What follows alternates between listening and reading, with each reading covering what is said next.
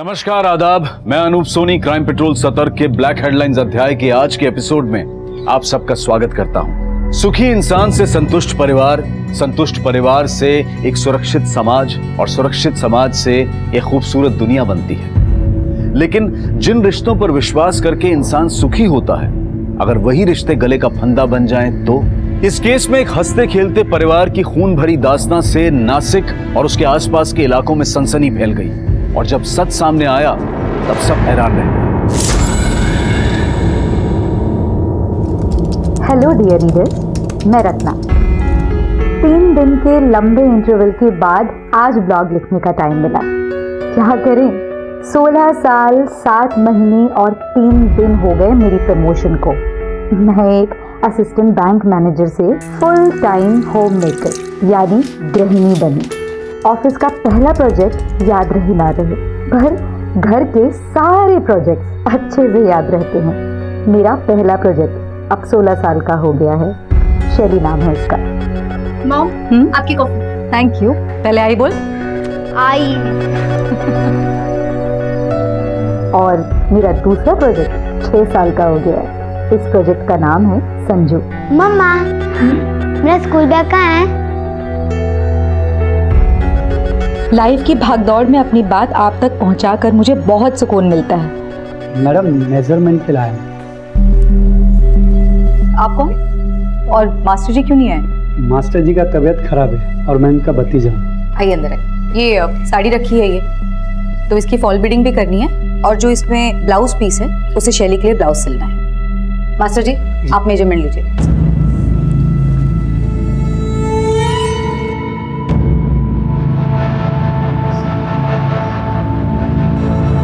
Breathe out breathe इन करिए ना।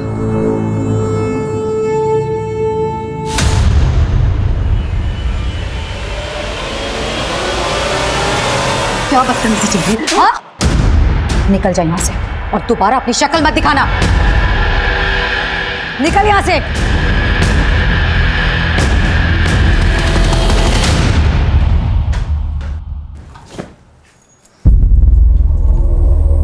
Mom, मेरे पास ना आपके लिए एक सरप्राइज है। सी, देखो तो ऑनलाइन ना डिस्काउंट चल रहा था, इसलिए मैंने बाय किया। कल रात ही डिलीवर हुआ है। आप ये पहन के बहुत अच्छे लगोगे। प्लीज प्लीज प्लीज एक बार।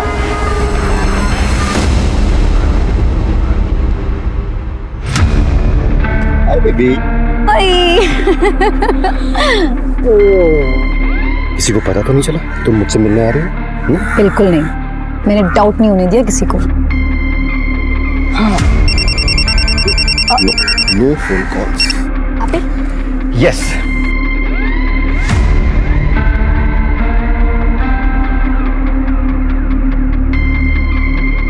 वैसे एक बात कहूँ, ऐसे चोरी चोरी प्यार करने का ना मजा ही कुछ और है। कब तक हम इस तरह से वेट करते रहेंगे, चुप चुप करके मिलते रहेंगे? जैसे बहुत खूबसूरत लगेगा। अच्छा,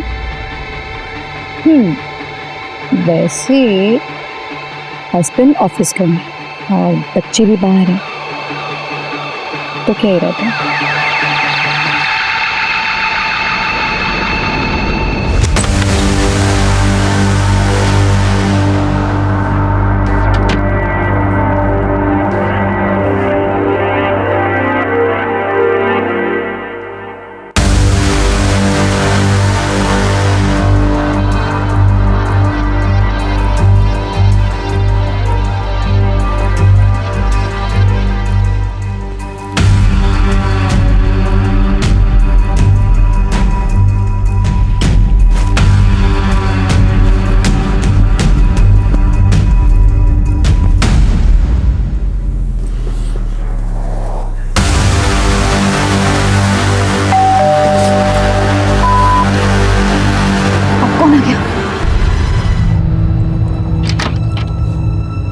मैम आप यहाँ? और संजू क्या हुआ? मैम स्कूल से कब से कॉल किया जा रहा है आपको, आप कॉल पिक नहीं कर रहे हैं। वो एक्सट्रीमली सॉरी मैम, लेकिन क्या हुआ? आपके संजू को बहुत तेज फीवर आया है और स्कूल के डॉक्टर छुट्टी पर हैं। हमने सोचा अगर आप इसे अपने फैमिली डॉक्टर को दिखाएंगे तो ज़्यादा बेहतर होगा। ठीक है ma'am, thank you so much. Okay, take care. Sanju क्या हुआ? सुबह तक तो ठीक था, फिर अचानक से क्या हुआ? पापा क्या हो बेटा, वॉमिटिंग हुई क्या? इसे डॉक्टर के पास लेकर चलते हैं। मैं बस चेंज करके आता हूँ। हाँ जी।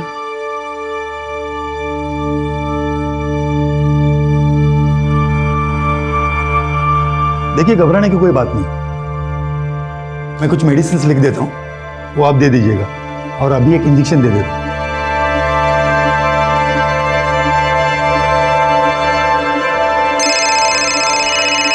विजय का फोन आ रहा है। ठीक है, आप देखिए। हाँ विजय, नहीं, मैं ऑफिस नहीं आ पाऊंगा आज। संजू की तबीयत खराब है। चल बाय। क्या हुआ? अर्जेंट है तो चले जाइए ना। संजू की तबीयत खराब है, कैसे जा सकता हूँ मैं? तो वो यहाँ पर कौन सा अकेला है? मैं हूँ ना उसके पास। और वैसे भी मेरे रहते हुए ना आपको घर गृहस्थी की चिंता करने की कोई जरूरत नहीं है। आई एम सो प्राउड कि मुझे तुम जैसी वाइफ नहीं, गर्लफ्रेंड मिली।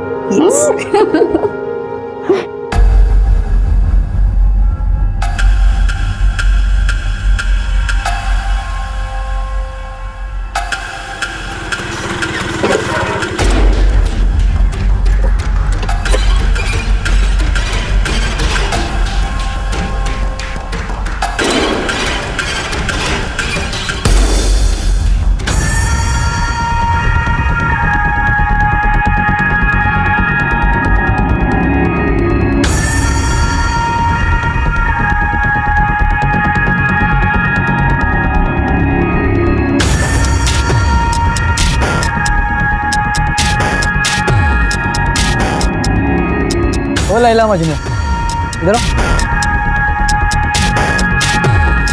ये देखो इधर।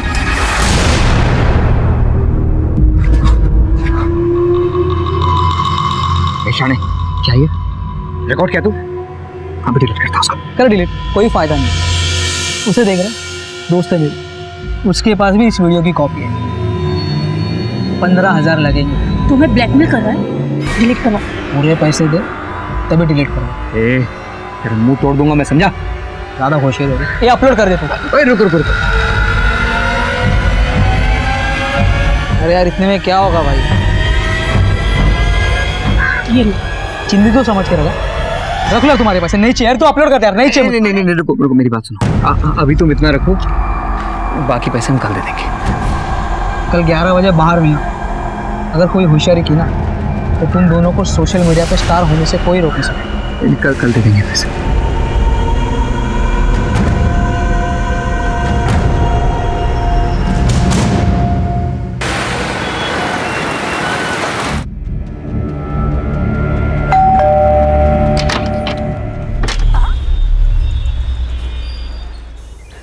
बाबा रे बाबा।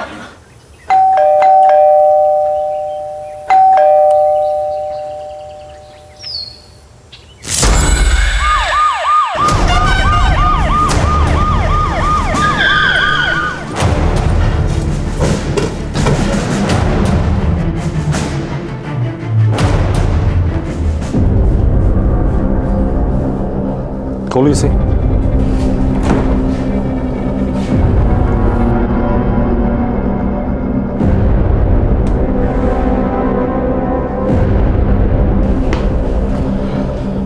इनके अलावा घर में और कौन कौन रहता है? शैली मैडम। लेकिन साहब शैली मैडम कहाँ है? उसका कमरा कहाँ है? सर ऊपर है।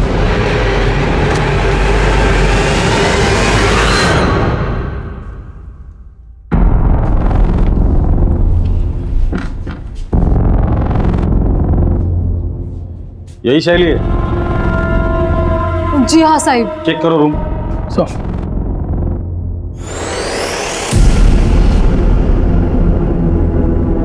ये शैली का मोबाइल है? हाँ मैडम का लॉक है। ताज्जुब की बात है, आजकल के बच्चे खाना भूल जाते हैं लेकिन मोबाइल साथ में लेकर जाना नहीं भूलते। इसका मतलब शैली अपनी मर्जी से यहाँ से गई है या कोई जबरदस्ती उठाकर लेकर गया है। फोन को साइबर टीम में भेज दो। महेंद्र, शैली की फोटो खींचो, हर पुलिस स्टेशन में सर्कुलेट कर दो और पेट्रोलिंग टीम को भी अलर्ट कर देना। और शैली के बारे में और इन्फॉर्मेशन इनसे ले लेना। राजदीप मेरे साथ हो। सर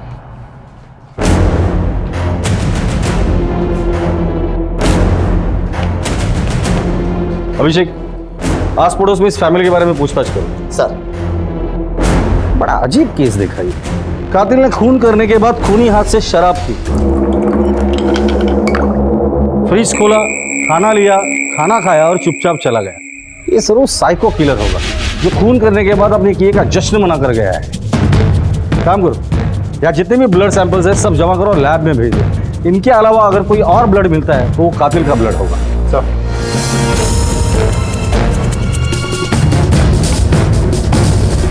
सर ये कुछ बताना चाहती हूँ। बोलिए। वो सर कल सुबह ना। क्या बदतमीजी चल रही है? हाँ? निकल जाए यहाँ से। छोड़ना नहीं मैं तुम्हारा। निकल यहाँ से। तूने किया ना ये सब? हाँ, तू कल शैली को घूर रहा था, जिसकी वजह से उसकी माँ ने तुझे मार के बेइज्जत करके घर से निकाल दिया था।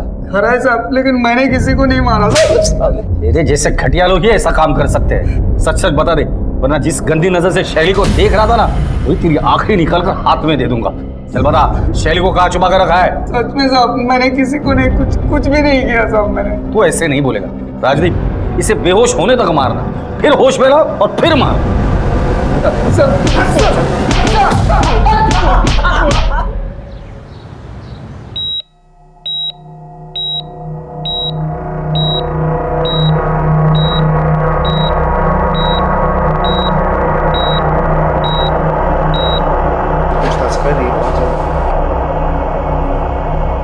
जी डॉक्टर साहब, पेशेंट की हालत कैसी है? सर, पेशेंट की हालत बहुत ही क्रिटिकल है, but we are trying our best.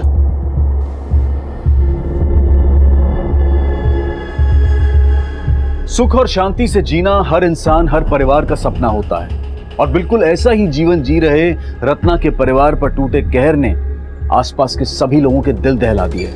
Ratna, अमर और शैली की लाइफ की परतें खुलने लगी और आम जनता के साथ साथ पुलिस भी हैरान हो गई। सर, रत्ना के घर पे जो मोबाइल्स मिले थे वो अनलॉक हो गए। शैली के मोबाइल पे किसी रवि और जिग्नेश के मैसेजेस आए हैं। मैसेज में ऐसा लिखा है कि अपनी माँ को कहो किसी के सामने मुंह ना खोले वरना। बात करो दोनों से। सर, दोनों के मोबाइल कंटिन्यूसली स्विच ऑफ है। कॉल रिकॉर्ड्स निकालने के लिए कह दिया है। एक और बात सर, कल रात रत्ना बार बार शैली को फ़ोन कर रही थी। लगता है कोई टेंशन चल रहा था। शैली ने फ़ोन नहीं उठाई तो रत्ना ने शैली की फ्रेंड कविता को फ़ोन किया। कविता? सर, शैली अपने माँ से कल झूठ बोलकर हमारे सीनियर से मिलने गई थी। अच्छा मॉम, मैं कविता के यहाँ जा रही हूँ, मुझे असाइनमेंट कंप्लीट करना है, मैं रात को आ जाऊँ। तब उसने घर पर झूठ कहा था कि वो मेरे घर पढ़ाई के लिए आ रही है, पर जब रात को उसका मोबाइल नहीं लग रहा था तब रत्ना आंटी ने मुझे कॉल किया। फिर मुझे उन्हें सब सच बताना पड़ा कि शैली जिग्नेश और रवि के साथ पार्टी कर रही है। फिर मुझे रत्ना आंटी को जिग्नेश के रूम पे लेके जाना पड़ा। क्या चल रहा है यहाँ पर ये सब?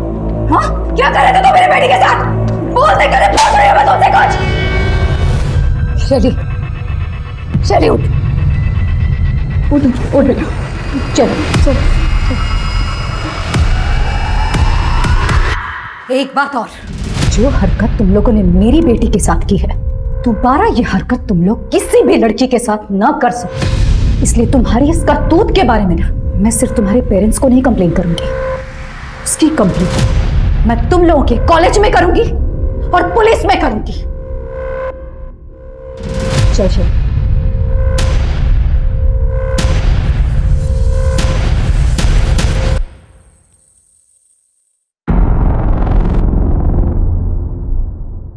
सर, मैं कल रात यहीं पे रत्ना आंटी को लेके आई थी। ये जिग्नेश और रवि, इन दोनों के मोबाइल सर्विलेंस पे डाल दो और उनके माँ बाप से बात करो। अगर वो कुछ नहीं बताते तो उनके मोबाइल भी सर्विलेंस पे डाल दो और उनके डेबिट कार्ड, क्रेडिट कार्ड दोनों पे नजर रखो। इन दोनों के फोटोज हर जगह पे सर्कुलेट करो।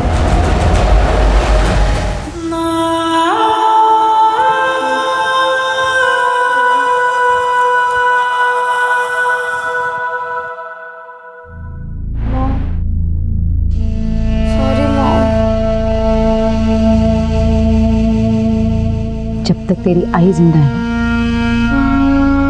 तेरा कभी गलत नहीं हो सकता।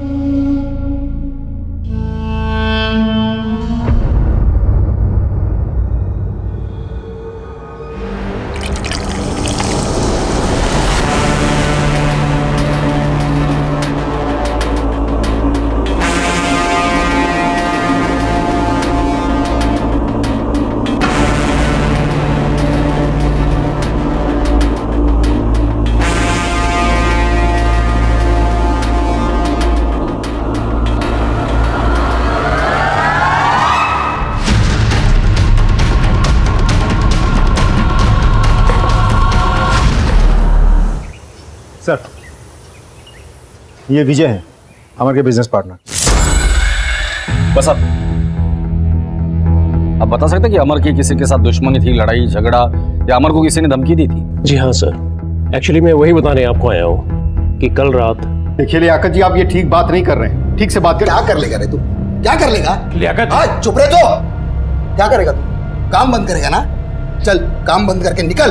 तुझे क्या लगता है तू अकेला ही है? हाँ, ये टाइल्स और मार्बल्स का सप्लायर। हमारा 11 लाख रुपए पहले क्लियर करिए, उसके बाद आपको जिससे काम करवाना आप करवा सकते हैं। मैं बोल रहा हूं ना तेरे को। लियाकत अली। हाँ सर। चला चलो इसको।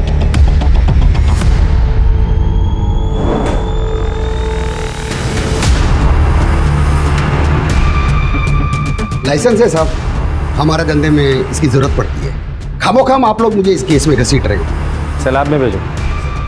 जिस दिन मेरे हाथ में सबूत लग जाएंगे ना, तेरी शराफत की धज्जियां उड़ा दूंगा।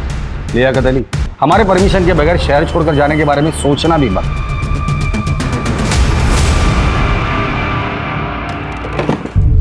अमर को होश आ गए? नहीं सर, अभी बेहोश है सर।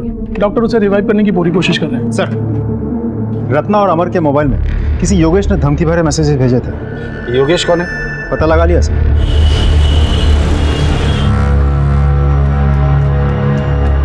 योगेश आपका बेटा है? नहीं साहब, हमारा बेटा नहीं। ये पिछले जन्म में हमने बहुत बड़ा कुछ पाप किया होगा, तो उसका बदला लेने के लिए इस जन्म में हमारे घर में पैदा हुआ। ओ बाबा, ओ बाबा, ओ कंजूस बुड्ढे, पैसे चाहिए मेरे को, पैसे दे, पैसे दे। चल काय झाला पोरे? तू खाना परोस चल। अरे कितनी बार तेरे को बोला, हाँ काही तेरी नौकरी कर, काम धंधा कर, ये धंधे छोड़ दे। फालतू शिकवायचं नाही मला, कत जायचं नाही माझ्या। ए बाबा, तेरे सामने हाथ जोड़ता हूँ, जा तू जा, निकल जाए यहाँ से। योगेश इस वक्त कहाँ है? मालूम नहीं सर, मेरे बीच में एक बार उसका कोई रात को दोस्त आया था, रात भर उन्होंने दारू पी, सुबह उठ के चले गए। दोस्त के साथ वो गया था, आप जानते हैं उसे? क्या उसकी शक्ल याद है? नहीं सर, माझ्या डोळ्यात मोठी बिंदू आहे, स्पष्ट दिसत नहीं। योगेश के बारे में अगर कुछ पता चलता है तो सबसे पहले आप हमें इन्फॉर्म करेंगे। जी सर। रत्ना मर्डर केस में योगेश प्राइम सस्पेक्ट। योगेश का मिलना बहुत जरूरी है। योगेश इस दोस्त के साथ गया था, अगर वो हमारे हाथ लग जाता है तो योगेश भी हाथ लग जाएगा। इस एरिया में जितने भी सीसीटीवीज है सबके फुटेज चेक करो, किसी न किसी फुटेज में ये दोनों जरूर दिखाई देंगे। सर,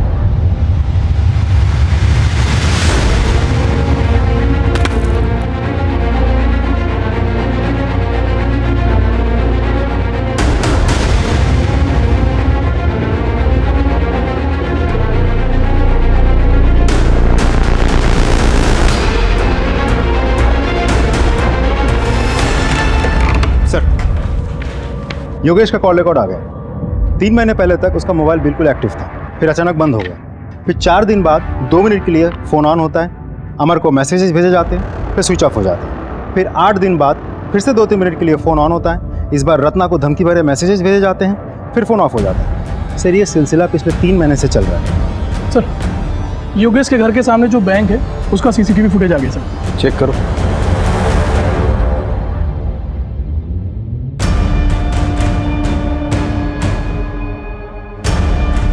यही वो आदमी जिसके साथ योगेश 3 महीने पहले कहीं चला गया था। इस आदमी के जरिए हम योगेश तक पहुंच सकते हैं। पता करो ये आदमी है कौन और कहाँ रहता है।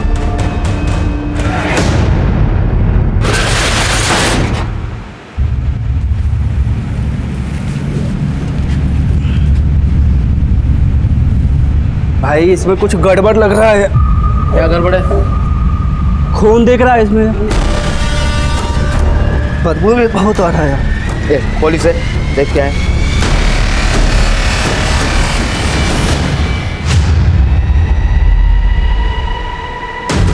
Hello police. Sir, AB road पे एक टेम्पो में लाश मिली है सर। वो लाश हमारे वहाँ दर्ज मिसिंग कंप्लेन की फ़ोटो के साथ मैच होती है। एक बात और सर, वो टेम्पो जिस मित्तल ट्रेडर के वहाँ से लोड हुआ था वो भी हमारे ही जुरिडिक्शन में आता है। ठीक है, जी केस का चार्ज ले लो और जिन लोगों ने मिसिंग कंप्लेंट दर्ज की थी उनको बुलाकर बॉडी की शिनाख्त करवा दो।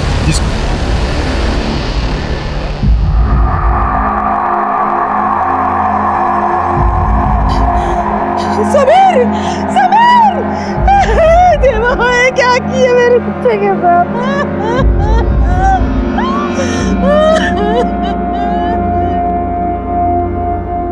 मैं आपका दर्द समझ सकता हूँ पर तहकीकात तो हमें करनी ही पड़ेगी। समीर ने आपको कभी बताया था कि उसे कोई धमकी दे रहा है या उसका किसी के साथ लड़ाई झगड़ा ऐसा कुछ? नहीं साहब, ऐसा कुछ भी नहीं। हमें समीर के सामान की तलाशी लेनी होगी, शायद वहां से हमें कुछ क्लू मिल जाए। जी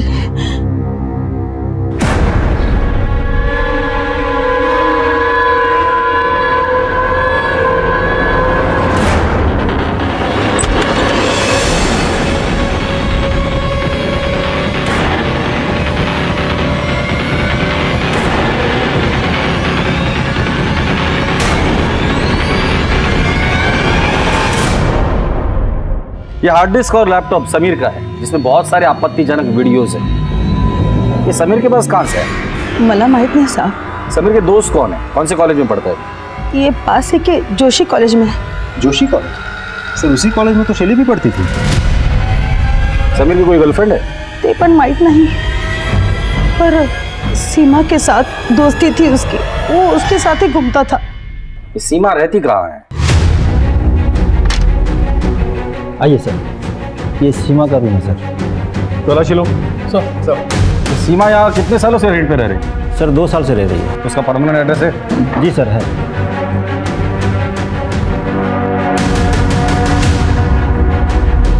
सर ये कैश मिला सर। सर लैपटॉप मिला है। चेक करो। अब बाहर रुकिए। वीडियोज में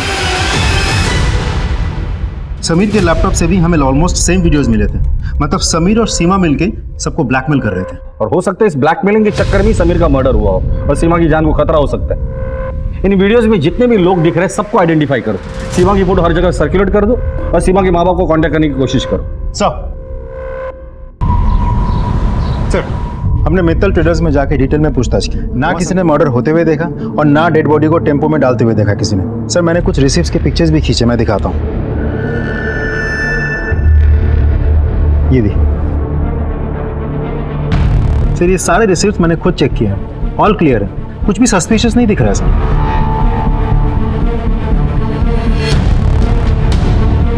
समीर और सीमा के पास जो वीडियोस मिले थे उसमें से लास्ट वाला वीडियो प्ले करो। पॉज करो। ये आदमी कौन है? हाँ हाँ माल पहुंचने वाला होगा, देखिए। अच्छा भी फोन करता हूँ थोड़ी देर में आपको। जी ये जो लड़का पीछे खड़ा है ये कौन है? अरे ये तो मेरा छोटा बेटा सूरज है। सूरज जी। समीर को क्यों मारा और सीमा कहाँ है? सर मैंने समीर को नहीं मारा सर, और मुझे नहीं पता कि सीमा किधर है। समीर के लैपटॉप में तुम्हारा एक एमएमएस मिला है। वो औरत कौन है? कौन है? सर वो मेरी दोस्त है कंचन। कंचन की सीमा कहाँ है? सर मुझे नहीं मालूम है। सूरज तुम्हारे पिताजी के दुकान में लोड हुए टेम्पो में समीर की लाश मिली है।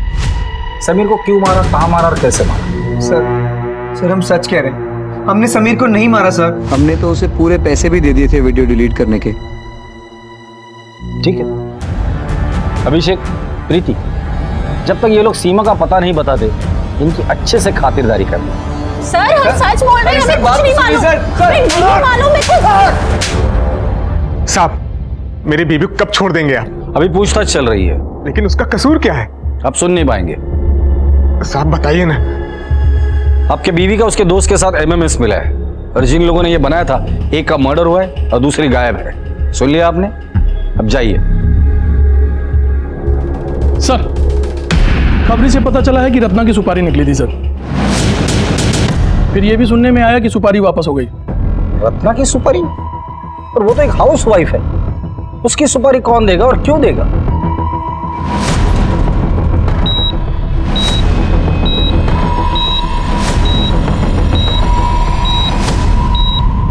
रत्ना, पहला सस्पेक्ट योगेश, जो उसे धमकी भरे मैसेजेस भेजता था। जिग्नेश और रवि, इन दोनों का रत्ना के साथ ड्रग्स को लेकर झगड़ा था। तीसरा लियाकत, लियाकत ने रत्ना और अमर को जान से मारने की धमकी दी। चौथा अमर, अमर अमर तो रत्ना का पति है और वो खुद जख्मी है, लेकिन जिंदा है। ऐसा भी तो हो सकता है कि रत्ना और संजू को मारने के बाद अमर ने अपने आप को जख्मी करके बाथरूम में बंद कर लिया हो। लेकिन सर घर पे हमें कोई खून से सना हुआ हथियार नहीं मिला और उसका खुद का सिचुएशन भी बहुत क्रिटिकल है। ताज्जुब की बात तो यही है कि हत्यारे ने हत्या करने के बाद उसी खूनी हाथ से शराब पी, खाना खाया। पता करो इस तरह की वारदात और भी कहीं हुई है क्या? अगर हुई है तो उसके सारे डिटेल्स मुझे चाहिए सब। अब दूसरा मर्डर केस, समीर। अब समीर मर्डर केस में शैली, सीमा और समीर ये तीनों क्लासमेट हैं। क्या रत्ना और समीर इन दोनों के मर्डर केस एक दूसरे से जुड़े हुए हैं? 3 हत्याएं, एक गंभीर रूप से जख्मी और एक अगवा। अखबार की सुर्खियों और टीवी की ब्रेकिंग न्यूज पर छाए इस केस की गुत्थियां दिन ब दिन उलझती जा रही थी। पुलिस को उस एक तिनके की तलाश थी जिसके सहारे वो गवाहों और सबूतों के साथ कातिल को पकड़ पाए, और आखिरकार पुलिस को ऐसा एक तिनका, एक सुराग मिल गया। सर, योगेश जी दोस्त के साथ गायब हुआ था, वो देव है।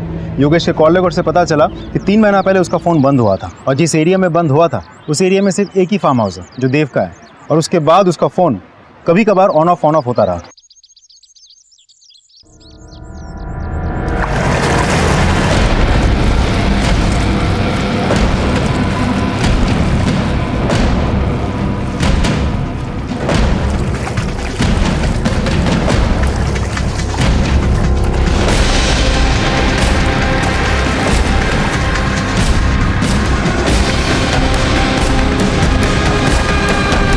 क्या आप योगेश को जानते हैं? जी, कॉलेज में हम लोग क्लासमेट थे।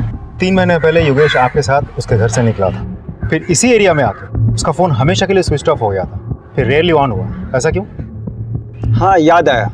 हुआ यूँ था सर कि वो ऐसे ही तफरी करने आया था, उसकी मोबाइल की बैटरी ख़त्म हो गई थी। अब मेरा और उसका मोबाइल सेम तो था नहीं कि वो मेरा चार्जर यूज़ कर पाता। फिर उसके बाद वो उसी दिन वहाँ से चला गया। वैसे भी योगेश को मोबाइल की इतनी परवाह नहीं थी, बड़ा अजीब बंदा है। उसके बाद उसने मुझे कोई कांटेक्ट नहीं किया। एक आध बार मैंने ही उसका नंबर डायल किया था और मोबाइल स्विच ऑफ था। योगेश के फादर का कहना है कि वो मवाली या टपोरी टाइप का था। वैसे उसका अमर के साथ किस बात का झगड़ा था? ये बहुत पुरानी कहानी है सर। एक्चुअली कॉलेज में योगेश को रत्ना से प्यार हो गया, पर योगेश की गुंडागर्दी, मारपीट के चलते रत्ना उसे कैसे चाहती। रत्ना को अमर अच्छा लगा और उससे प्यार हो गया और बाद में शादी कर ली। यही बात योगेश को बहुत बुरी लगी, तभी से वो जिल्टेड लवर बन गया। सोचा नहीं था कि कॉलेज की दुश्मनी अभी तक चलेगी और रत्ना का वो मर्डर कर देगा और अमर पर भी जानलेवा हमला करेगा। योगेश अगर आपको कांटेक्ट करता है या उसके बारे में आपको कुछ भी पता चलता है तो सबसे पहले आप हमें इन्फॉर्म करें। जी सर, थैंक यू। हेलो, हाँ, ओके सर। जिग्नेश के पिताजी ने इगतपुर के एक लॉज में 40,000 रुपये ट्रांसफर किए हैं।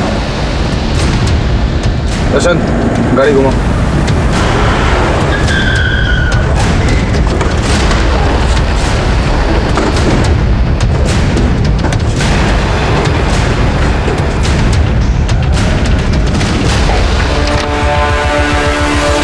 जिग्नेश और रवि, शैली कहाँ है? पता नहीं सर। मुझे तो पता होगा ना? नहीं सर, मुझे नहीं पता है। नहीं पता? ले चलो दोनों को। सर सर सर बात तो सुनिए सर। रत्ना का मर्डर हमने नहीं किया सर। सर मैं खरे सांगतो है, मर्डर का न्यूज़ सुनकर हम दोनों वहाँ से भाग गए थे। सर हमें लगा हमारे मैसेजेस देख के आपको डाउट होगा, इसके सर हमने अपने पेरेंट्स से बात की थी, उन्होंने ही हमें ये लॉज में छिपाया था। और शैली को कहाँ छिपाया? तो शैली को हमने नहीं छुपाया सर। राजदीप सर, ये लोग तो मुझे कुछ बता ही नहीं रहे, शायद तुम्हें कुछ बता दे। जरा अपने तरीके से इन्हें पूछ लेना। सर हमारी दोस्त था। सर कल हम डिस्ट्रिक्ट कोर्ट गए थे एक पेशी के लिए। वहाँ विजयनगर और संभाजी नगर पुलिस स्टेशन के कांस्टेबल्स कह रहे थे कि उनके एरिया में एक सिमिलर केस हुआ है, जहाँ एक हत्यारे ने महिला के साथ रेप किया, हत्या की, शरीर के सारे गहने चुराए, आराम से खाना पीना खत्म किया और निकल गया। ये दोनों केसेस की फाइल मंगा लो और ये दोनों केसेस में जो हस्बैंड है उनको भी बुलाओ। सर केस जल्द से जल्द क्रैक करना होगा। Right sir. Ratna murder case की छानबीन चल ही रही थी कि तभी पुलिस को एक और लाश मिली। फोन किसने किया था? सर मैंने किया था। राजीव अंदर जाके देखो कुछ मिलता है क्या? किसकी बॉडी है ये? सर मुझे नहीं पता था, 15 दिन पहले ही मुझे कोर्ट से इसका कब्जा मिला है। सर योगेश जोशी का ड्राइविंग लाइसेंस है। रत्ना मर्डर केस में हमें इसी की तलाश थी। तो फिर रत्ना को किसने मारा और इसको किसने मारा?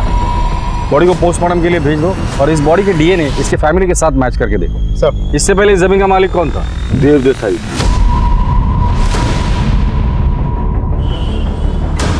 देखो सब अजब इत्तेफाक है। 3 महीने पहले योगेश गायब होता है, आखिरी बार आपके साथ था। फिर योगेश का फोन बंद होता है आप ही के यहाँ पर। अब योगेश की लाश मिल गई, वो भी ऐसी जमीन पर जिस पर आपका कब्जा था। अब तो बताइए योगेश को क्यों मारा? मैंने योगेश को नहीं मारा। राजीव घर की तलाशी लो। सर आप बिना वारंट के अंदर नहीं जा सकते। ये वारंट चलेगा या इनसे भी वारंट दिलाओ? सर मेरी बात सुनिए। सर मेरा यकीन कीजिए कुछ नहीं है। सर आपको कुछ नहीं मिलेगा। इस कमरे में क्या है? सर ऐसे ही कोई पुराना सामान रखा हुआ है। चाबी दीजिए उसकी। सर वो खो गई है। महेंद्र हथौड़ा लेके आ। सर मेरा यकीन कीजिए कुछ नहीं है, आपको कुछ नहीं मिलेगा। तोड़ दे इसे। सर कुछ नहीं है सर। शैली खोलो इसे। सर इसने मेरी माँ और भाई को मार दिया और फिर मुझे यहाँ ले आया। इसे हॉस्पिटल लेके जाओ।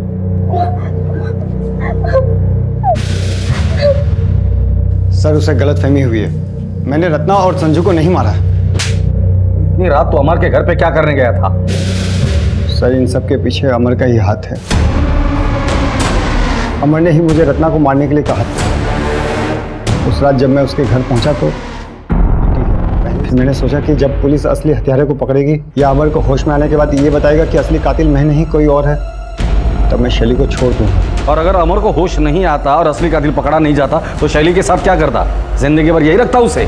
सर सब कुछ इतनी जल्दी हुआ कि इतनी दूर की बात मैं सोच ही नहीं पाया। ये अमर रत्ना को क्यों मारना चाहता था? सर सारा का सारा बिजनेस रत्ना के नाम पर था जो काफ़ी नुकसान में चल रहा था। और योगेश उसे क्यों मारा तुमने? सर इसके पीछे भी अमर की साजिश है। सर 1 साल से प्लानिंग चल रही थी। योगेश कॉलेज के टाइम से जिल्टेड लवर था। प्लान ये था कि सबसे पहले योगेश को मार डालेंगे, फिर उसके मोबाइल से अमर और रत्ना के मोबाइल पे धमकी भरे मैसेजेस करेंगे। उसके बाद रत्ना को मारकर सारा ब्लेम योगेश पे डालेंगे ताकि कोई सुराग न मिले। लेकिन मैंने रत्ना और संजू को नहीं मारा।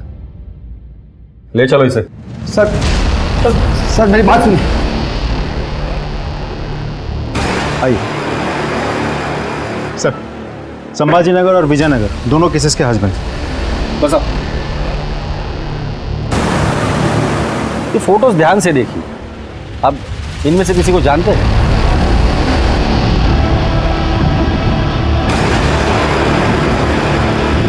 नहीं सर। नहीं सर। आपकी पत्नी की 4 महीने पहले हत्या हुई थी ना? जी साहब। क्या हुआ? साहब हम नए नासिक शहर में आए थे। मैं कुछ काम से घर से बाहर गया, वापस आकर देखा तो मेरी बीवी की हत्या हो चुकी थी साहब। जिस दिन मर्डर हुआ था उसके पहले क्या हुआ? गोदावरी में नहाने के लिए गए थे तो बच्चे को बुखार आया, तो यहीं डॉक्टर जय के क्लिनिक में लेकर गए थे उसका इलाज के लिए। और उसी रात मेरी बीवी और मेरे बेटे की हत्या हुई थी सर। आपकी बीवी की 1.5 महीने पहले हत्या हुई थी ना? जी सर। क्या हुआ?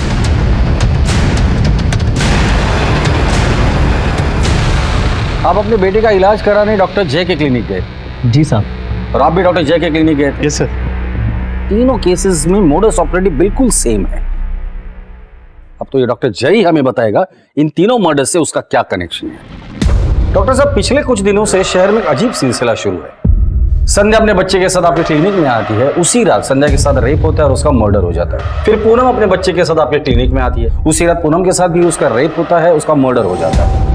फिर रत्ना आपके क्लिनिक में आती है और उसी रात तीनों केसेस में मोडस ऑपरेंडी सेम है। कातिल पहले रेप करता है, फिर मर्डर, फिर उसी घर में शराब पीता है, खाना खाता है और चला जाता है। और हमने सुना है आपको भी खाने पीने का बहुत शौक है। देखिए साहब, मैं एक डॉक्टर हूँ, कोई कातिल नहीं। लोगों को बचाना मेरा काम है, उनको मारना नहीं। रत्ना का मर्डर जिस दिन हुआ था उस रात आप कहाँ थे? समय कॉन्फ्रेंस में था। आपके क्लिनिक में और कौन कौन काम करता है? एक कंपाउंडर और एक नर्स। ठीक है, जरूरत पड़ेगी तो दोबारा आएगी। इन्वेस्टिगेशन में हर दिन एक नया मोड़ आ रहा था। जांच का दायरा बढ़ता जा रहा था। संदिग्ध बहुत सारे थे लेकिन पुख्ता सबूतों के साथ हत्यारा नहीं मिल रहा था। और फिर पुलिस ने ऐसा पासा फेंका कि हत्यारा जाल में फंस गया।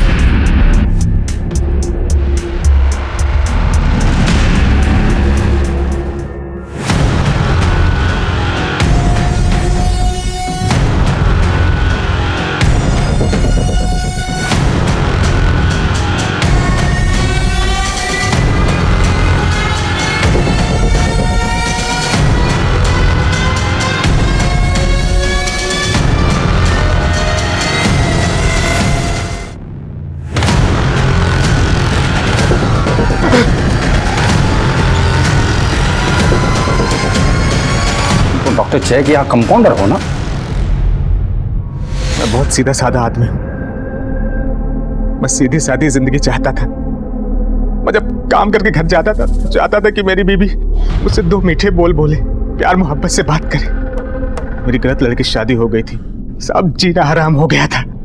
वो चाहती थी कि उसका पति दिन रात मेहनत करके उसके हाथ में पैसे दे। तुम्हारी तनख्वाही कितनी है जो तुम मुझे दोगे, उसमें से भी काट कर? पिछले महीने भी तो दिया था तुमको, कुछ बचे हुए। हाँ तो पिछले महीने क्या कितना दे दिया था? अरे मेरी तो किस्मत ही फूटी है जो तुमसे शादी हुई मेरी। हाँ तो कमाते हो अच्छा, न शक्ल अच्छी है, नहीं रहना है मुझे तुम्हारे साथ। उसको मेरा चेहरा, मेरा शरीर, मेरा घर, मेरा कपड़ा, मेरा विचार कुछ भी नहीं पसंद आता था। क्लिनिक में जब भी मैं किसी औरत को देखता कि वो अपने पति को प्यार से उसका ख्याल रख रही है तो मुझे जलन होने लगती थी। मैं उसको पाने के लिए बेचैन हो जाता। इसलिए केस पेपर से उसका एड्रेस लेके मैं उसके घर पहुंच जाता था। सोनिया और पूनम से मैंने खूब मजा लिया, लेकिन रत्ना के केस में मुझसे गड़बड़ी हो गई।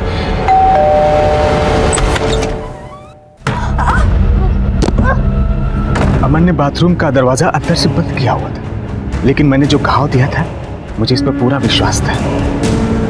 खून बहेगा और मर जाएगा। तभी मैं वहां से चला गया। अमर को मारने का प्लान नहीं था, लेकिन उसने मुझे देख लिया था तो क्या करता साहब?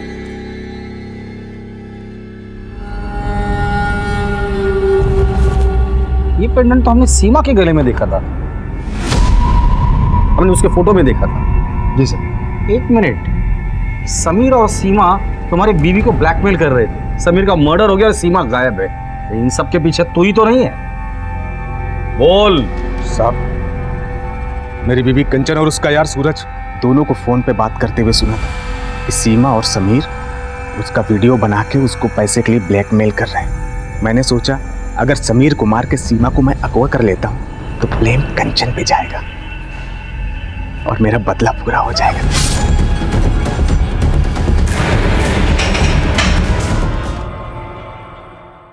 अधूरे सपने अच्छे इंसान को फिर से संघर्ष करने की प्रेरणा देते हैं, लेकिन अगर उसका दिमाग, उसका मन ईर्ष्या से ग्रसित हो जाए तो वो उसे गुनाह के रास्ते पर ले जाते हैं। भागीरथ के साथ यही हुआ था। सुशील, संस्कारी और पति से प्रेम करने वाली पत्नी ना मिलने से वो इतना डिस्टर्ब हो गया था कि उसने अपने संपर्क में आने वाली सुशील और संस्कारी महिलाओं को अपना शिकार बनाना शुरू कर दिया। अगर भागीरथ अपने मन में उठ रही नफरत और जलन के तूफान से सतर्क होता, चुभने वाले रिश्ते से सही समय पर मुक्ति पाता, तो वो सीरियल किलर नहीं बनता। भागीरथ, समीर, सीमा और देव को अपने गुनाहों की सजा मिली और अमर ने भी अपने किए का मोल चुकाया।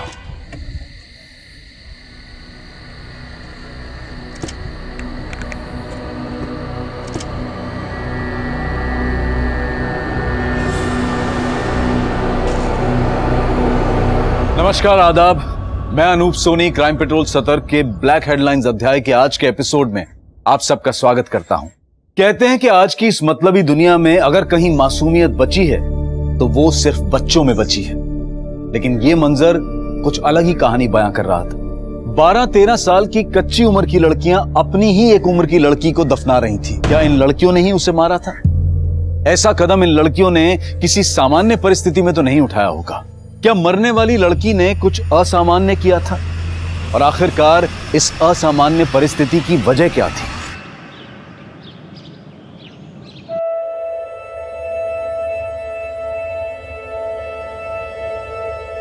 हैप्पी बर्थडे खुशी।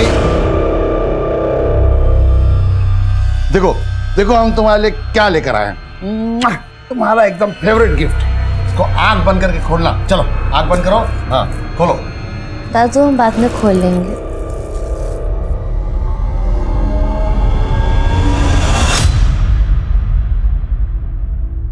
मम्मी पापा का याद आ रहा है? याद तो आ रहा है दादू, मगर उनके बारे में कुछ याद नहीं आ रहा। हमें कैसे खिलाते थे, हमें प्यार से क्या बुलाते थे। कोशिश तो की है मगर याद नहीं आया।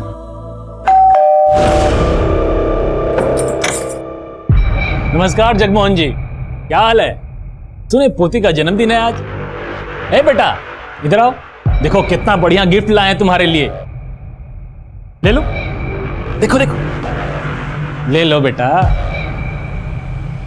बहुत प्यारी बच्ची है। ए बेटा तुम जाओ अंदर जाओ जाओ। और आप क्या आए यहाँ? आपका ऑटोग्राफ लेने। आप हमारे लिए कोनो फिल्म स्टार से कम थोड़े ही हैं। ए जगमोहन जी, आज बहुत शुभ दिन है, मान लीजिए हमारी बात, साइन कर दीजिए ना। सिन्हा जी, हम कितनी बार आपसे कह चुके हैं कि हम ये घर नहीं बेचें।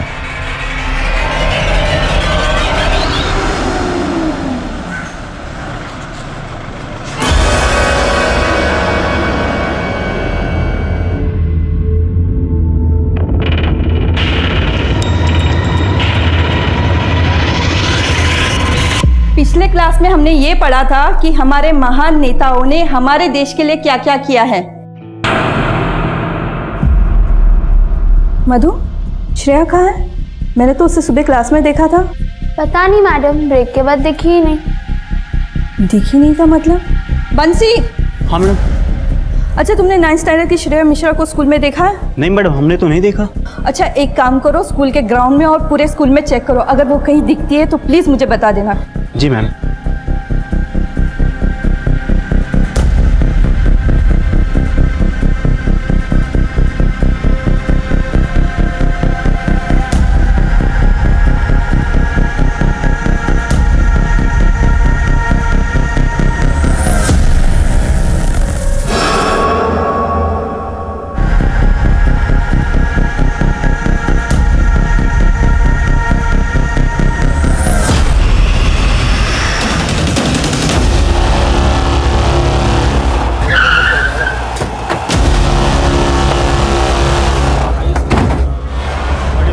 शर्मा, बॉडी को पोस्टमार्टम के लिए भेजो और इस बच्ची के माँ बाप से कांटेक्ट करो। सर, हमने इन्फॉर्म किया इसके पेरेंट्स को। आप कौन? जी, हम प्रजक्ता मंडल, इस स्कूल के प्रिंसिपल। लेकिन श्रेया यहाँ बैक गेट पर करने क्या आई थी? आपके स्टाफ का भी कहना है कि ये दरवाजा बंद रहता है और स्टूडेंट्स भी यहाँ आते जाते नहीं है। सर, हमें नहीं पता, हम सब इसी बात से हैरान हैं। लेकिन किसी ने तो श्रेया को यहाँ आते हुए देखा। हमारी बिटिया क्या होगा? साहब, खुशी नाम है हमारी पोती का।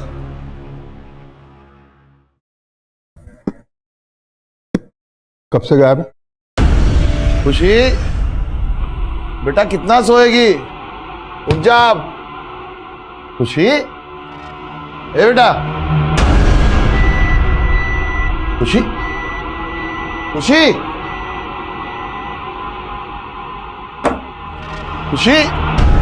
आस पड़ोस में सभी जगह देखा साहब, पर कहीं भी नहीं मिली। 14 साल की हो गई हमारी खुशी और आज सुबह से ही गायब। देखो चाचा, ज्यादा तनाव मत लीजिए, गई होगी आपकी पोती किसी सहेली के घर, आ जाएगी शाम। नहीं नहीं साहब, कहा ना, सब जगह देख लिया, कहीं भी नहीं मिली। चाचा अभी अपने घर जाओ, अगर आपकी पोती रात तक नहीं लौटी ना तो सुबह बताना हमें। कैसी बात कर रहे हैं आप? हमारी पोती सुबह से गायब है और आप कह रहे हैं कल ढूंढेंगे। अगर आपकी बेटी होती तो। ओए चाचा, ये फिल्मी डायलॉगबाजी यहाँ नहीं करना, इस उम्र में लड़कियों के पैर फिसल जाते हैं। गई होगी अपने किसी आशिक के पास, उसी के पास मिलेगी। जाओ, निकलो यहां से, जाओ।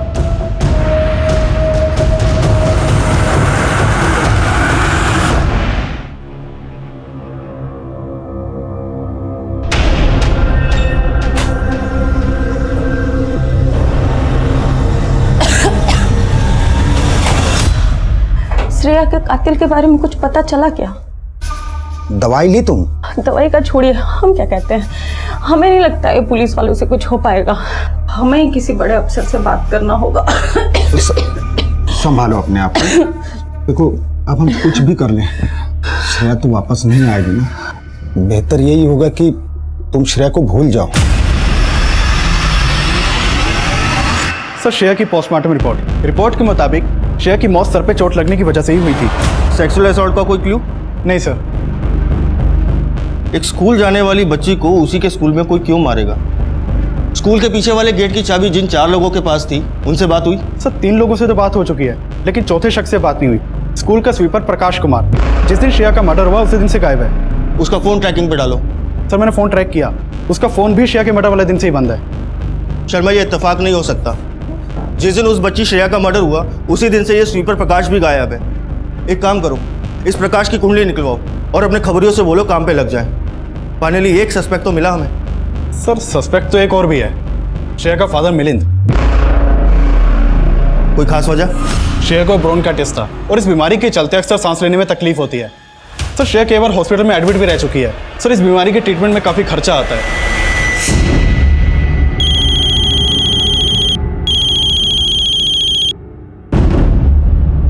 हेलो, आते हैं आप।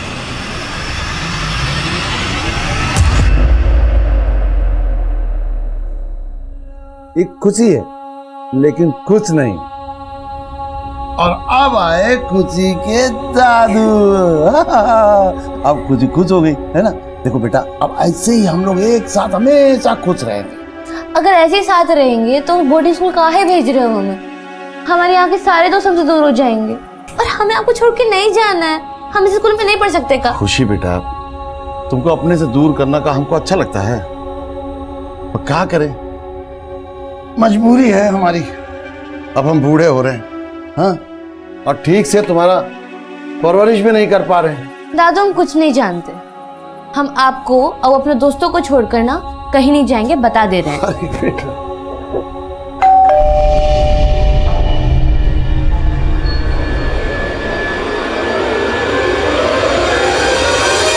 जगमोहन जी, खुशी के बारे में कुछ पता चला? नहीं, लेकिन तुम इतना हड़बड़ाए काहे हो? भगवान करे हम जो सोच रहे हैं वो गलत हो, लेकिन एक खबर छपी है अखबार में। क्या? ये 13-14 साल की लड़की की एक लाश मिली है।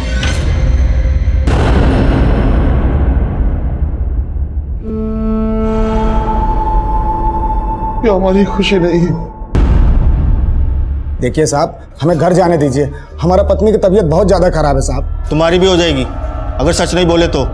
मतलब 2 लाख रुपए मिले हैं ना तुम्हें हॉस्पिटल से, जो तुमने अपनी बेटी के इलाज के लिए हॉस्पिटल में जमा कराए थे। हाँ तो जाहिर है तुम्हारी बेटी की मौत से किसे फायदा होगा? मतलब आपका कहना है कि पैसे के लिए हमने अपनी बेटी श्रेया को? हाँ बिल्कुल, आपको पैसे भी मिले और अपनी बेटी की देखभाल और परेशानी से छुटकारा भी मिल गया। साहब, हम अपनी बेटी श्रेया से नहीं परेशान थे, हम अपनी गरीबी से परेशान थे। पैसे के अभाव के कारण हम उसका इलाज ठीक से नहीं करा पा रहे थे साहब।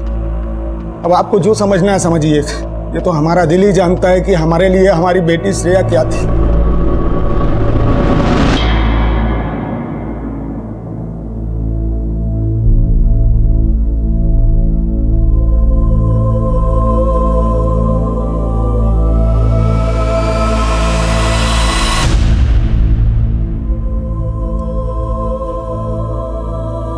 अरे वाह खुशी, तुम तो बहुत अच्छा ड्राइंग बनाती हो।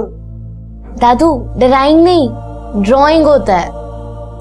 ठीक है बेटा, जो भी होता है, पर बनाती बहुत अच्छा हो।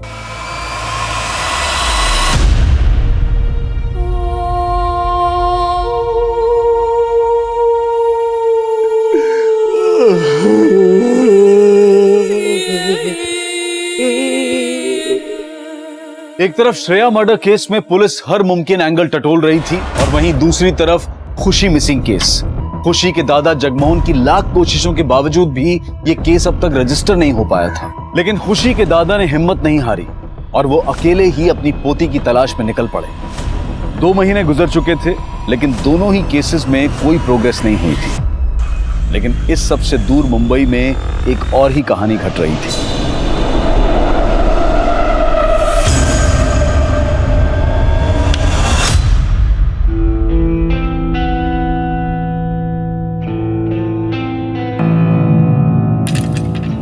कैसा लगा? ये सब कुछ तुम्हारे लिए किया? बहुत अच्छा है, it's amazing. A rose for my beautiful rose. मेरे लिए? Thank you.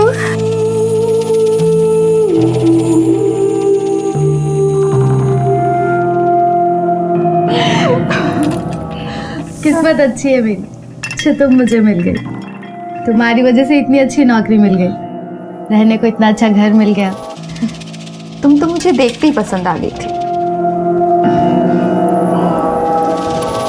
अच्छा ये सब बातें छोड़ो, तुम्हारी जॉब की खुशी में लेट्स हैव सम फन।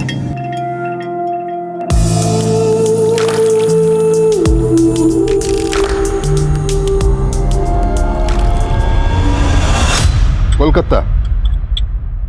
तुम्हें कैसे पता चला तुम्हारी पोती कोलकाता में? हम खुद पता किए हैं साहब। बेटा हम जा कहाँ रहे हैं? चाचा, हर हफ्ते ना दर्जनों लड़कियां आती है यहाँ पर। पिछले 2 महीने में जितनी भी लड़कियां उठाई गई है ना, सबको पार्सल से पहले एक जगह पे रखा जाता है, वहीं लेके जा रहा हूँ। चलिए।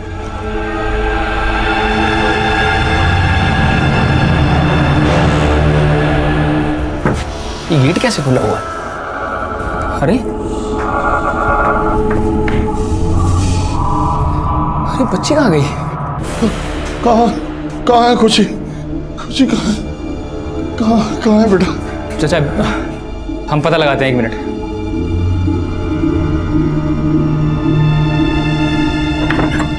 हेलो, हाँ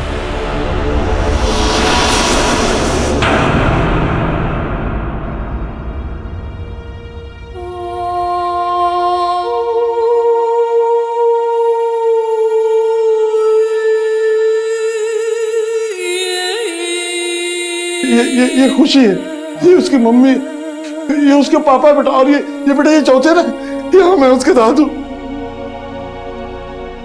सच कह रहे हो, खुशी नहीं मना है बेटा।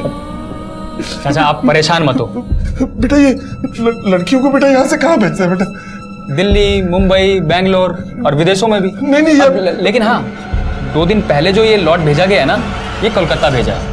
वाह चाचा, खुद ही पता निकाल लिए। एक काम करो, जासूसी का काम चालू कर दो, अच्छा चलेगा। आप अपना किसी बड़ा अधिकारी से हमारा एक बार बात करा सकते हैं।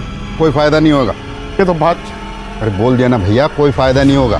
बड़े साहब के पास में इतना टाइम नहीं है। वैसे तुम्हारी पोती अपनी मर्जी से भागी है, ऐसे कोठे पे क्यों पहुंच जाएगा फिर? ये क्या कह रहे हैं आप? भाई जिस लड़के के साथ वो भागी है ना, उसी ने बेच दिया होगा उसको। अरे कुछ भी कहे जा रहे हैं आप। आवाज नीचे रख, समझा? हमें तो लगता है तुम्हारी पोती कैरेक्टरलेस है। हमारी पोती को कर रहे हैं आप? साला पुलिस पर हाथ उठाएगा तो तुम्हारी पोती के साथ गायब हो जाएगा, और 420 के केस में तुझे अंदर डाल दूंगा। दोबारा देखना नहीं था। चट।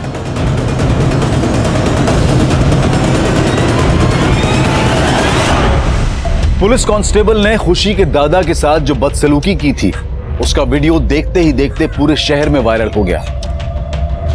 हम खुद को बहुत बेबस महसूस कर रहे हैं। आप लोगों से विनती है कि हमारी खुशी को ढूंढने में आप हमारी मदद करें। ये उसका फोटो। देखा आपने किस तरह से एक सीनियर सिटीजन सिस्टम के हाथों परेशान हो चुका है। न्यूज़पेपर और टीवी में भी इसका संज्ञान लिया गया। पुलिस पर प्रेशर इस कदर बढ़ा कि खुद पुलिस कमिश्नर को इसमें हस्तक्षेप करना पड़ा। उस कांस्टेबल को सस्पेंड कर दिया गया, और जिस केस को अब तक रजिस्टर भी नहीं किया गया था, उसे टॉप प्रायोरिटी पर रखकर क्राइम ब्रांच को सौंप दिया गया।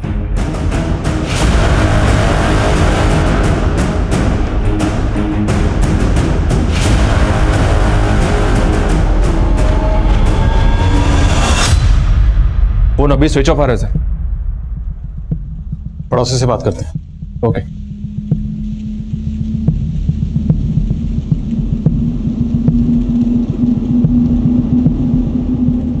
कोलकाता। जी साहब, बेचारे जगमोहन जी खुशी को ढूंढते हुए रेड लाइट एरिया तक पहुंच गए थे। वहीं जाके उन्हें पता चला कि शायद उसे कलकत्ता भेज दिया गया। सर एक पड़ोसी ने बताया कि असलम नाम का एक पिंप है जिसने जगमोहन जी को इन्फॉर्मेशन दी कि खुशी कलकत्ता में है। सर पता चला है कि सनम बिल्डर्स का जगमोहन जी के साथ झगड़ा चल रहा था। हमको पता है कि मोहल्ले के लोग आपके दबाव में साइन कर दिए, लेकिन हम आपके दबाव में नहीं आएंगे। दबाव अभी हमने बनाया कहाँ है। जब हम दबाव बनाते हैं ना, तो आदमी दब के पिचक जाता। दबाव नहीं, प्यार से बोल रहे हैं। साइन कीजिए। दोबारा जब आइएगा तो कोई भारी धमकी सोच के आइएगा। हमारा फैसला तब भी नहीं बदलेगा। हम ये प्रॉपर्टी नहीं बेचेंगे।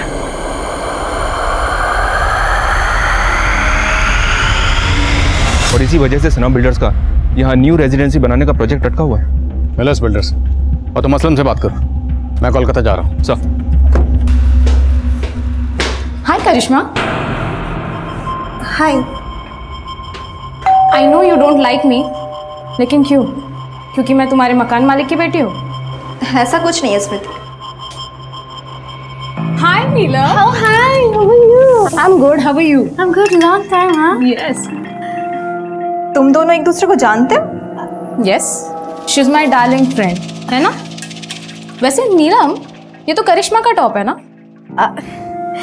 हम तो सब कुछ शेयर करते हैं। Oh really? वैसे करिश्मा, तुम्हारी शादी कौन सी तारीख पर फिक्स हुई है? तुम्हें कैसे पता?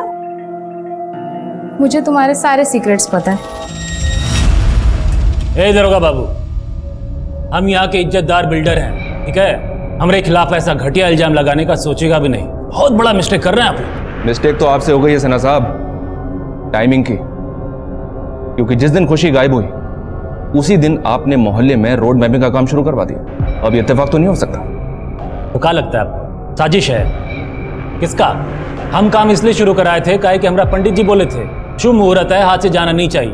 अब जगमोहन जी को तो हम मोल भाव करके आज नहीं तो कल मना ही लेते। हम बिल्डर आदमी हैं, मकान बनाते हैं, किडनैपिंग का मंसूबा नहीं। हो गया बातचीत। अब हम आपका किसी भी सवाल का जवाब नहीं देंगे। आपको जो भी पूछना हो हमारा वकील के सामने पूछिएगा। चलते हैं।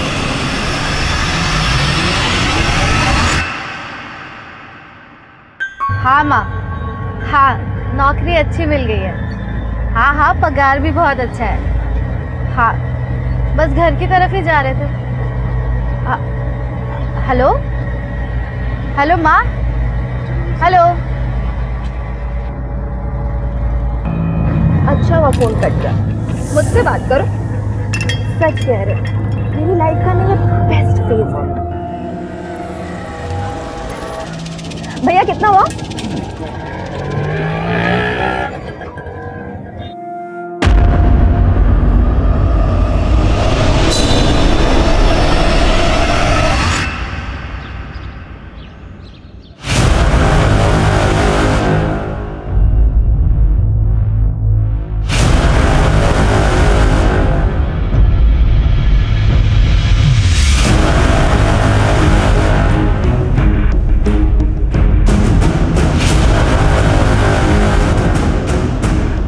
हाँ सर, ये बुढ़ा आया था मेरे पास। ये हमारी पोती है खुशी। तुमने इसे कहीं देखा है बेटी? इसे यहाँ तो नहीं देखा। आसपास में और भी अड्डे हैं, वहां पूछ लो। सब जगह पता की कहीं नहीं मिले। हो सकता है इसे दिल्ली पहुंचा दिया हो। मैं पता देती हूँ तुम्हें वहां के सबसे बड़े बाजार का। कब की बात? कुछ दिन पहले की बात। ओके हाँ जाना, बिल्कुल सही वक्त पे फोन किया। तुरंत दिल्ली पुलिस से कांटेक्ट करो। जगमोहन जी शायद दिल्ली गए हैं और मैं भी दिल्ली जा रहा हूँ। सर, खुशी मिसिंग केस से जुड़ी एक बात पता चली है। बेहतर होगा कि आप दिल्ली जाने के बजाय झारखंड आ जाएं। ऐसी क्या बात पता चली?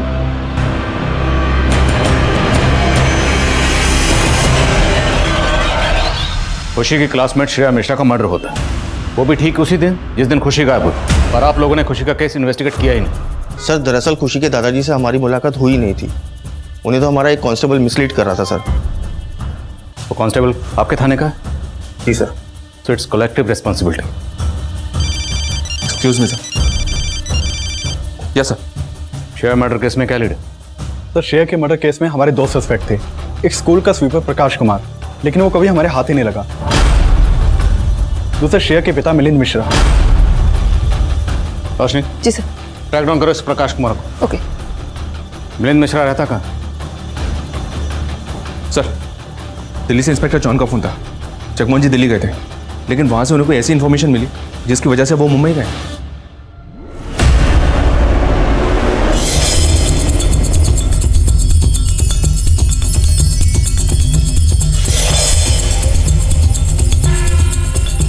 साहब 6 महीने हो गए हमारी बच्ची श्रेया की हत्या को, लेकिन अब तक यहाँ की पुलिस ने हमारे ऊपर शक करने के सिवाय कुछ नहीं किया है।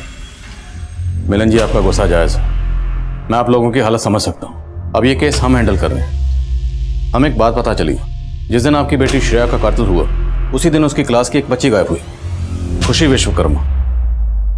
खुशी विश्वकर्मा? सर उसने तो श्रेया की जान लेने की भी कोशिश की थी। सर उसी ने हत्या की है मेरी बेटी की। नीलम, ऑफिस नहीं जाना क्या? कब तैयार होगी? उठ जा। मेरी तबीयत ठीक नहीं है, ऑफिस में कोई बहाना बना देना प्लीज। अच्छा चल ठीक है, अपना ध्यान रखना। Okay okay bye, thanks.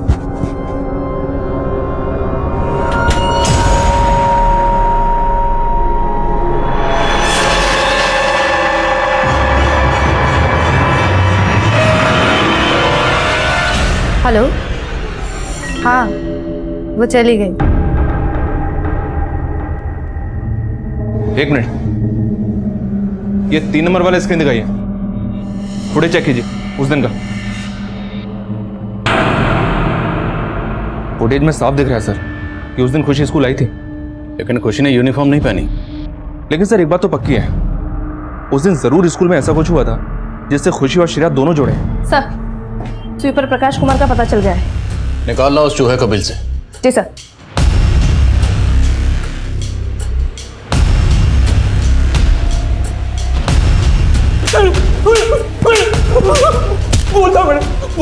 बोलता हूँ बोल, क्या हुआ था? साहब, उस दिन एक आदमी आया था स्कूल में।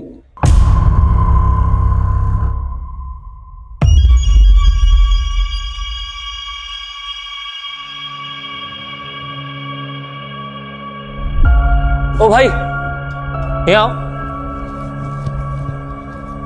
क्या हुआ? अरे गेट खोल दो, उस स्कूल का कुछ सामान आया है, वो रखना है। भाई ये गेट तो नहीं खुलेगा, और कोई देख लेगा ना तो हमें डांटेगा। सामने से आइए, जाओ। अच्छा सुनो,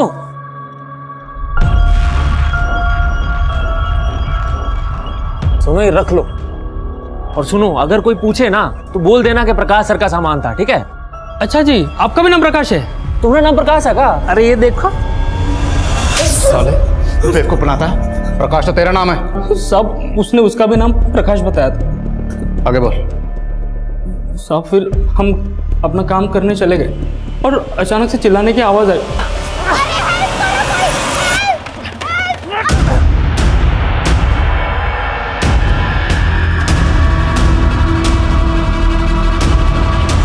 गाड़ी कौन सी थी? नंबर क्या था? सब नंबर तो नहीं देख पाए साहब। रंग तो याद होगा? सब मरून ब्राउन कलर का ऐसा कुछ टेम्पो था साहब। हम बहुत डर गए थे क्योंकि पुलिस आई और ताला और चाबी के बारे में पूछने लगी। इससे पहले हमसे कुछ पूछती तो हम वहाँ से भाग निकले साहब। वो जो आदमी उस दिन स्कूल में आया था, उसका स्केच बनवा सकते हो?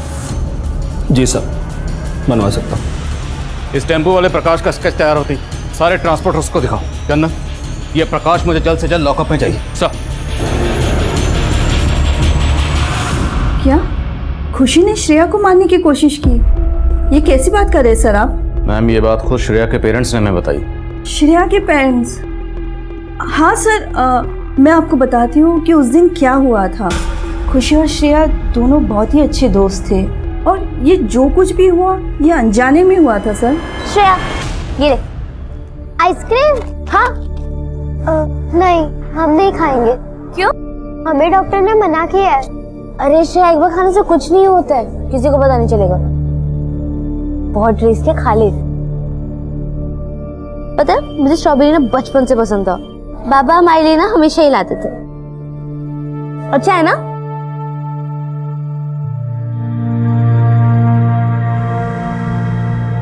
क्या हुआ तुझे? क्या हुआ? श्रेया, श्रेया क्या हुआ है? खुशी ने श्रेया को आइसक्रीम एज अ फ्रेंड दिया था, ना कि उसकी जान लेने के लिए। ये बात श्रेया और खुशी दोनों ने कंफर्म किया था, लेकिन ये बात कोई नहीं समझा, खुद श्रेया के पेरेंट्स भी नहीं। ये लड़की हमारी बच्चे की जान लेना चाहती है।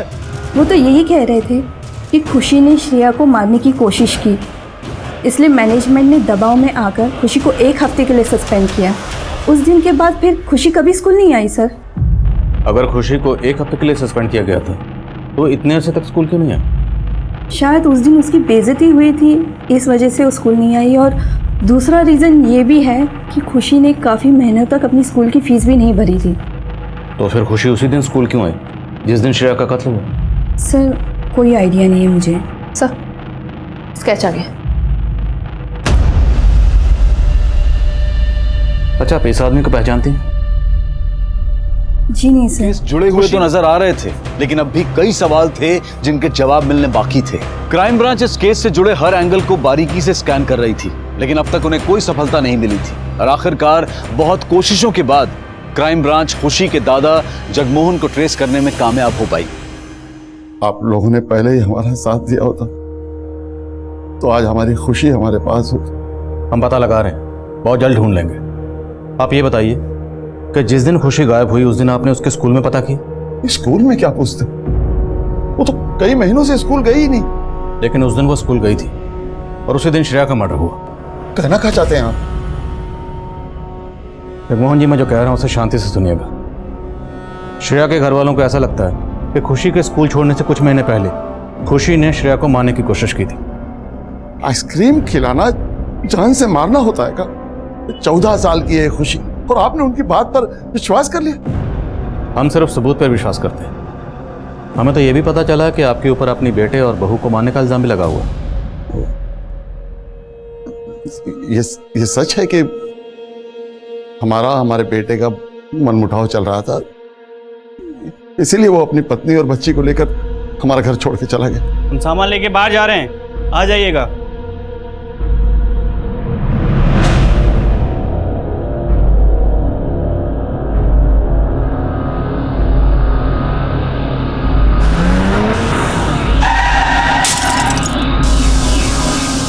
अगर उनकी मौत कार एक्सीडेंट में हुई थी तो उसका इल्जाम आप पर कैसे लग गया? कार हमारी थी और ब्रेक भी फेल था और वो शोभा के भाई ने एक और एक मिलाकर 11 कर दिया। नहीं मरवाए ना मेरे जीजा को, इतना सब करने के बाद बोलता है कुछ किया नहीं है। ये कैसा एक्सीडेंट था जिसमें आपका बेटा और बहू दोनों मारे गए और पोती बच गई? नहीं, हमारी पोती भी उनके साथ मर गई थी।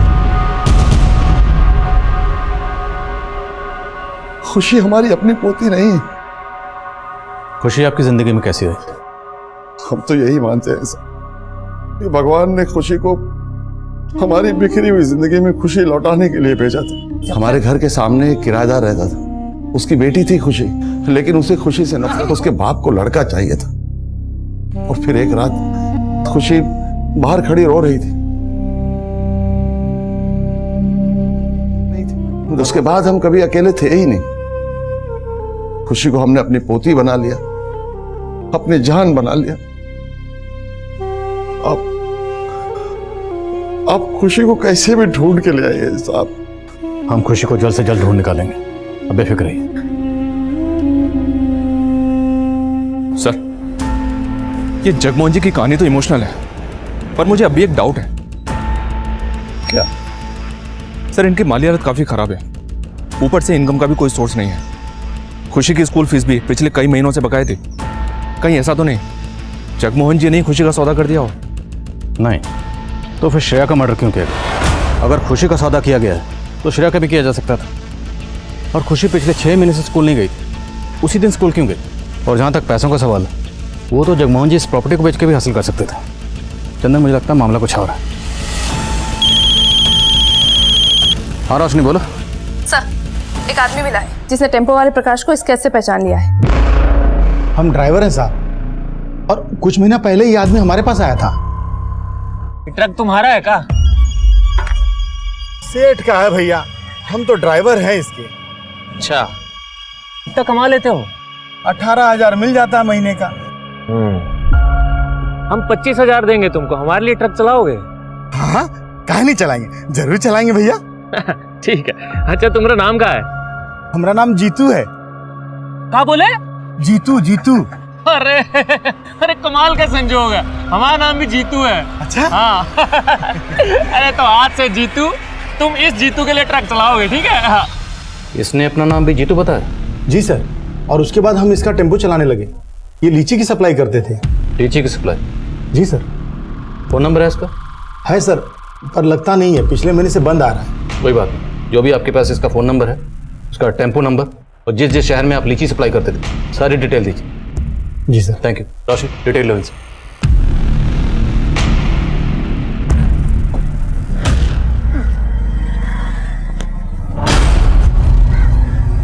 क्या बात है स्मृति, तुम मेरा पीछा कर रही हो? करिश्मा देखो, मैं तुम्हारा पीछा नहीं कर रही हूँ, बहुत जरूरी बात करनी है। मैं जानती हूँ तुम्हारे और नीलम के बीच क्या चल रहा है, बहुत दिनों से नोटिस कर रही हूँ। मेरी मानो, नीलम को छोड़ दो। ये मेरा पर्सनल मैटर है स्मृति, तुम इसमें इंटरफेयर क्यों कर रही हो? करिश्मा, आई रियली लव यू और मैं तुम्हें उसके साथ नहीं देख सकती। तुम जाओ यहाँ से और मेरे और नीलम के बीच कभी मत आना, समझी? नीलम तुम्हें धोखा दे रही है। बकवास बंद करो। मुझे भड़काने के लिए अगर नीलम के खिलाफ कुछ भी बोला ना तो मुंह तोड़ दूंगी तेरा, समझी? करिश्मा, तुम्हें अगर यकीन नहीं हो रहा ना तो मेरे साथ चलो, I can prove it. Sir, driver Jeetu ने जो टेम्पो नंबर बताया वो फर्जी है। सर, ये जीतू ड्राइवर टेम्पो को लेकर जयपुर, आगरा, चंडीगढ़, मुंबई, हैदराबाद इन शहरों में जाता था, लेकिन इन शहरों के किसी भी लीची डिस्ट्रीब्यूटर का ना तो हमारे पास प्रॉपर एड्रेस है और ना ही नंबर। फर्जी नंबर प्लेट लगाकर अलग अलग शहरों में टेम्पो भेज रहा था। पक्का कोई बड़ा जोन कर रहा होगा।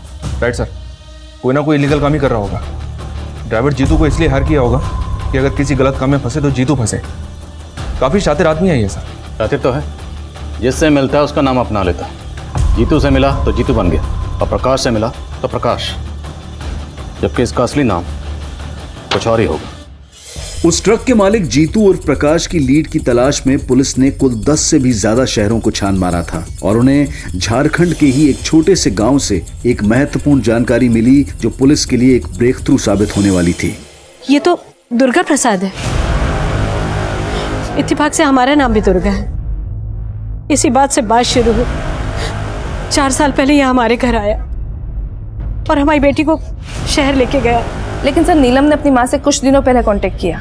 उसने बताया कि वो मुंबई में एक अच्छी जॉब कर रही है, लेकिन कुछ हफ्तों से सर उसका मोबाइल फिर से बंद आ रहा है। सर, ये नीलम की फोटो। हाँ माँ, हाँ, नौकरी अच्छी मिल गई है, पगार भी बहुत अच्छा है। सर, जब नीलम की अपनी माँ से आखिरी बार बात हुई तब वो मुंबई के सबर्ब मलाड में रह रही थी। सर, ये प्रकाश और जीतू जिन शहरों में अपना टेम्पो बेचता था, वहाँ के सभी पुलिस थानों में मैंने इसका स्केच शेयर किया था। उनमें से चंडीगढ़ पुलिस ने कंफर्म किया है ये लड़कियों का सप्लायर है। गरीब घरों की लड़कियों को बहला फुसला कर शहर लेकर आता है और उन्हें बेच देता है। इस प्रकाश और जीतू तक हमें ये नीलम पहुंचा सकती है। इस नीलम के नंबर की डिटेल्स निकलो, मलाड पुलिस से कांटेक्ट करो, इसे ट्रेस करवाओ। जानना सर, मुंबई चलने की तैयारी करो। इस मिस्ट्री वाले ताले की चाबी ये नीलम है।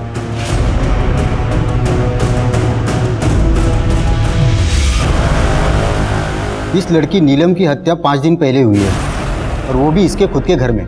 What? किसने किया? हमने इसके हत्यारों का अरेस्ट किया है। मैं आपको इसकी डिटेल्स देता हूँ। अरे नहीं सर, कौन है आप और अंदर कैसे चले? खुशी के दादाजी। माफ कीजिएगा साहब, हमसे रहा नहीं गया।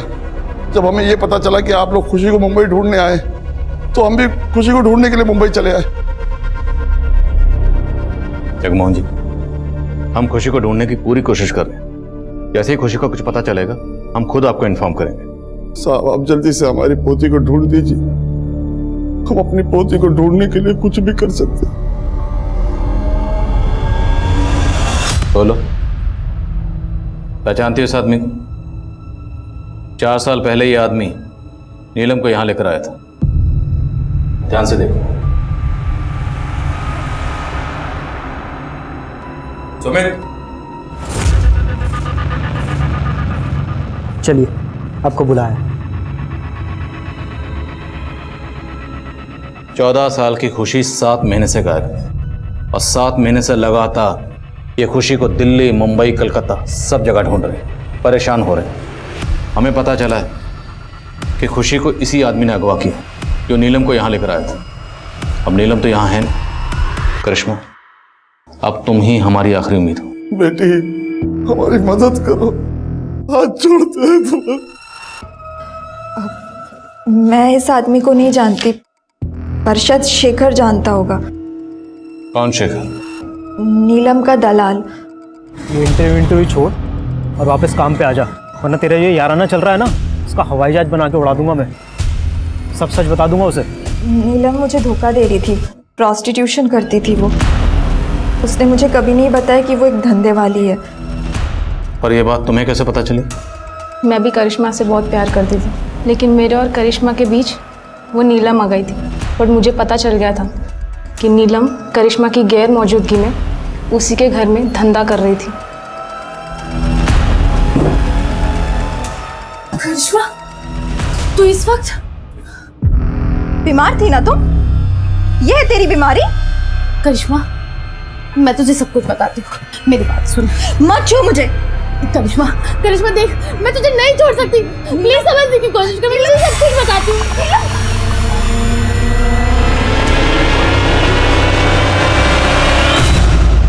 कहाँ मिलेगा शेखर? सर, ना इसका नाम जीतू है, ना प्रकाश और ना ही दुर्गा प्रसाद। सर, इसका नाम सुनील है, सुनील दुबे। सर, ये लड़कियों का सप्लायर है। हाँ साहब, अरे हमें झारखंड से लड़कियां लाकर अलग अलग जगह भेजते थे। तो कहा है ना साहब के गरीबी और भूखमरी कुछ भी करवा सकती है, इसलिए हम ऐसे परिवार चुनते थे और उनको काम और पैसे का लालच देते थे और उनको कुछ पैसे देकर लड़कियों को अलग अलग जगह सप्लाई कर देते थे। साहब, हम उनको पूरी ट्रेनिंग देते थे। कभी कभी कुछ लड़कियां भागने की गलती करती थी साहब, अपने दिमाग से भागने का ख्याल भगा देती थी। तूने खुशी को स्कूल से उठाया था, ये तेरा तरीका नहीं, किस कहने पर उठाया था? बोल बोल बोल। खुशी को किसके कहने पर किडनैप किया? बोल। साहब, तो केशव के। कौन केशव? साहब, जगमोहन की बहू शोभा का छोटा भाई केशव। आप केशव को पूरा यकीन था कि जगमोहन बुड्ढे ने ही गाड़ी के ब्रेक फेल करवाए थे।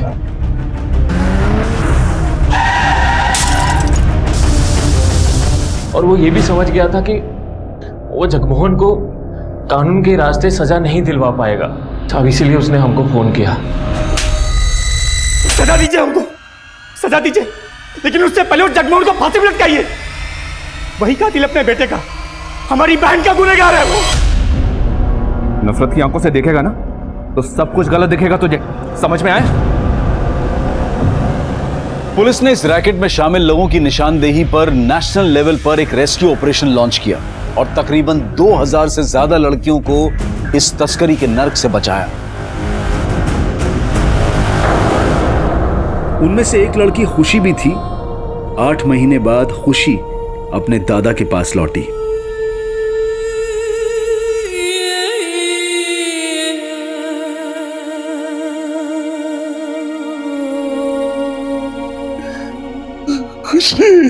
नहीं, छूना मत हमें, आप ही नहीं भेजा था आपको वहां पे। खुशी बेटा, आपको किसने कहा कि आपके दादा ने आपको बेचा था? जिन्होंने हमें कैद किया हुआ था। बेटा, वो सब के सब झूठ बोल रहे, बल्कि सच तो ये है जब से आप गायब हुई हो आपके दादा आपको लगातार ढूंढ रहे हैं, और अगर आज आप यहाँ हो तो सिर्फ अपने दादा की वजह से।